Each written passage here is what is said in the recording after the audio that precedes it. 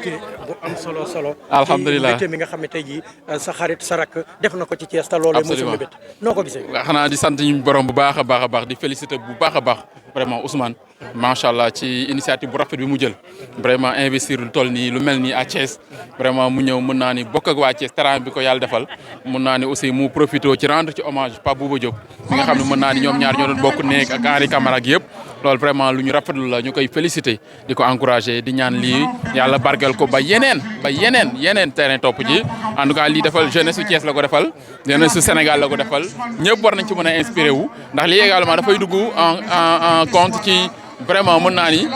projet yi nga xam ne état bi amoon na ko dafa ay infrastructure de proximité vraiment pour la jeunesse vraiment te lii mën naa ni modèle la exemple la boo xam ne war nañ ko vérifier vraiment ñëpp mën naa ni donc inspiré wu ci vraiment ñu ngi koy félicité bu baax di ñaan yàlla barkeel ko ba yeneen topp ci. mu mel ni Thiès ko fi def lu baax ci yow la ko gisee ndax bi nga nekkee ministre des sports lépp loo xam ne jeunesse bi bëgg na ko ci wàllu sport ba coupe bi ñëw loolee taxawaay biñ ci taxawaay ñëpp a ngi la ci ñaanal noo ko gisee loolu. waaw mais loolu suñ devoir la xam nga aussi soo nekkee ministre président la dafa lay jox orientation mais également yàlla suturaal nañu à Thiès avant may nekk au gouvernement yàlla suturaal na ma président Idrissa Seck bi mu nekkee maire Thiès 2002 déjà laa nekkoon le conseiller le plus jeune conseiller donc 2009 yàlla def bi président Idrissa Seck gañewaatee mu teg maire bi sama tox ma ànd koog mën naan la jeunesse de Thiès ànd koog le mouvement nawetaan dem conseil départemental ba may egg au gouvernement di nekk ministre rawatina nag ministère des sports lu ma am kon war naa ko ñëw bokk ak waa Thiès ba tax na kon waa Thiès lu ñu leen defal mérité nañ ko ndax ils ont jeunesse su Thiès surtout dañu mas a mobiliser suñu wet ànd ak ñun ba tax na kon lu ñu leen defal xeeb nañ te lii tamit dañuy ñaan